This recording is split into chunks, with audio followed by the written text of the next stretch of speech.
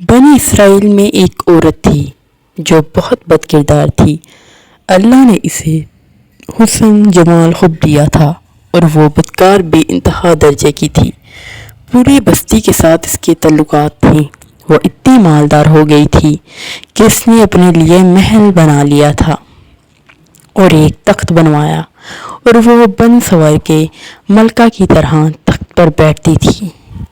اس کے ساتھ غلط تعلق رکھنے والے پورے شہر کے امراء تھے۔ اس کی زندگی ایسے ہی گزر رہی تھی۔ ایک مرتبہ کیا ہوا کہ وہ اپنے گھر کا دروازہ کھول کر تخت پر بیٹھی ہوئی تھی کہ قریب کسی اور بستی کا نوجوان تھا جو ایک نیک آدمی تھا، عبادت گزار تھا۔ وہ ادھر سے گزرا اور گزرتے ہوئے اچانک اس کی نظر اٹھی تو اس عورت پر جا پڑی اور اس عورت کی ایسی تصویر اس کے دل میں چھپی کہ وہ آگے تو چلا گیا مگر اس کا دھیان ادھر ہی بھٹک گیا۔ پھر وہ مراقبے میں، ذکر میں، تسبیحات میں، تلاوت میں جب بیٹھتا تو اس کا دل ہی نہیں لگتا تھا۔ اس نے روزے بھی رکھے لیکن خیال دل سے نہ نکلا۔ اس نے اپنے آپ کو تکالیف بھی پہنچائی، کئی دن اپنے آپ کو بھوکا پیاسا رکھا مگر اس کے دل سے خیال نہ نکلا۔ حتیٰ کہ ایک دن اس نے سوچا کہ جب اس عورت کا خیال سے میری جان نہیں چھوٹتی تو میں جاتا ہوں اس عورت کے پاس۔ چنانچہ اس کے پاس جو تھوڑا بہت سامان تھا وہ اس نے بیچا اور اس نے اتنے پیسے تیار کر لیے تھے جتنے سے وہ بد کردار عورت اپنے پاس آنے کی اجازت دیتی تھی۔ وہ اس عورت کے پاس آیا اور اس کو پیسے دے کر اس کے پاس چارپائی پر بیٹھ گیا اور بات چیت کرنے لگا۔ اچانک بات چیت کرنے کے دوران اس کے دل میں خیال آیا کہ اللہ مجھے اس کے پاس بیٹھے ہوئے دیکھ رہے ہوں گے۔ بس یہ خیال دل میں آیا تو اللہ کا درد و دل غالب آ گیا اور نوجوان نے کانپنا شروع کر دیا۔ عورت اس سے پوچھتی ہے کہ تم کیوں کانپ رہے ہو؟ تمہارا چہرہ کیوں پیلا ہو گیا ہے؟ اس نے کہا کہ بس میری طبیعت ٹھیک نہیں۔ اس نے کہا کہ پھر تم جس مقصد کے لیے آئے ہو وہ مقصد پورا کرو اور جاؤ۔ اس نے کہا نہیں۔ وہ بڑی حیران ہوئی کہ آج تک میں نے اپنی زندگی میں کوئی ایسا مرد نہیں دیکھا جو میرے قریب اس طرح چارپائی پہ بیٹھے اور پھر برائی کیے بغیر چلا جائے۔ یہ نوجوان کیسا ہے؟ مگر نوجوان نے کہا اچھا میں جاتا ہوں۔ اس نے کہا کہ تم کون ہو؟ اس نے بتایا کہ میں اس نام کا بندہ ہوں اور فلانی بستی کا ہوں۔ میرے دل میں یہ خیال آ رہا ہے کہ میں نے اتنی عمر مسلح پر گزار دی، آج میرا اللہ مجھے تیرے ساتھ بیٹھے ہوئے بھی تو دیکھ رہا ہے۔ بس اس کے بعد اس نوجوان کی آنکھوں میں سے آنسو آ گئے اور وہ چل پڑا۔ اب وہ چلا تو اس عورت کو جو تھوڑی دیر اس نوجوان کی صحبت اسے نصیب ہو گئی تھی، اس کی برکت اس کو مل گئی۔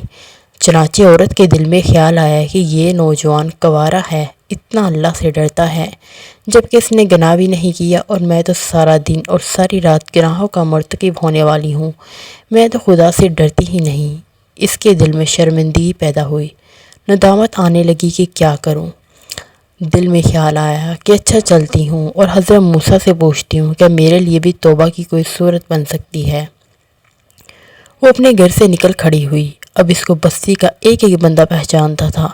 وہ ایسی نامی حرامی چیز تھی۔ وہ چلی اور جا کر حضرت موسیٰ کو جو دیکھا تو اس وقت بنی اسرائیل کے لوگوں کو نصیحت فرما رہے تھے۔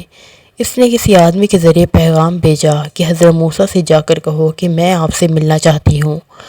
اب جس کو پیغام دیا وہ بیوقوف تھا۔ کچھ پیغام پہنچانے والے بھی تو بیوقوف ہوتے ہیں جس کو ڈنگ ہی نہیں آتا پیغام پہنچانے کا۔ اس خدا کے بندے نے سیدھا جا کر سب کے سامنے کہہ دیا کہ حضرت آپ سے عورت ملنے آئی ہے۔ حضرت نام سنا تو آپ کو بہت جلال آیا کہ لوگ کیا سوچتے ہوں گے، ایسی عورت ان سے ملنے کے لیے آئی ہے، ان کا کیا تعلق ہے اس سے۔ حضرت موسیٰ نے غصے میں کہہ دیا کہ اس سے کہو چلی جاؤ، میں اس سے نہیں ملنا چاہتا۔ اس بیوقوف نے آ کر یہی بات کہی تو حضرت موسیٰ بڑے ناراض ہوئے، وہ تو بڑے خفا ہوئے تم سے، وہ ڈر گئی۔ اس نے کہا کہ میری بدکاریاں ایسی ہیں کہ اللہ مجھ سے پہلے ناراض تھا اور اب اللہ کا نبی بھی مجھ سے بات نہیں کرنا چاہتا، میرے لیے تو اب دنیا میں کوئی ٹھکانہ نہیں۔ بڑے اداس اور بوجھل قدموں کے ساتھ وہ وہاں سے واپس آئی اور اسے سمجھ نہیں آ رہی تھی کہ وہ کیا کرے۔ اب وہ حیران تھی کہ اللہ کے نبی نے میرے ساتھ بات کرنا گوارا نہیں کیا۔ میں اتنی گری ہوئی چیز ہوں کہ وہ بات کرنا بھی نہیں چاہتے۔ چنانچہ وہ گھر آئی اور اپنے گھر کی کنڈی لگائی۔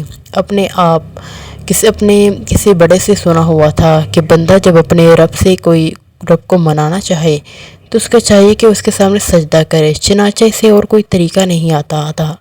گھر کی کنڈی لگا کر ایک جگہ اس نے اللہ کے سامنے سجدہ کیا۔ دل سے یہ کہہ رہی تھی، میں تیرے سامنے جھک رہی ہوں، خدا میرا کوئی نہیں، اللہ تیرے سوا۔ اسے پوری دنیا میں اور کوئی نجات کا رستہ نظر نہیں آتا تھا۔ پھر اللہ کی شان دیکھیے، اس نے رات گزاری۔ اگلے دن اس کے دل میں خیال آیا کہ میں عورت ذات ہوں، اکیلی مکان میں رہتی ہوں، ایک میری خادمہ ہے، تو میں اگر نیت کر بھی لوں تو جتنے لوگوں نے میرے ساتھ بدکاریاں کی ہے وہ تو مجھے اس میں نہیں رہنے دیں گے، تو بہتر یہ ہے کہ میں اس جگہ کو چھوڑ کر چلی جاؤں۔ تب اس نے فیصلہ کیا کہ میں یہاں سے چلی جاتی ہوں۔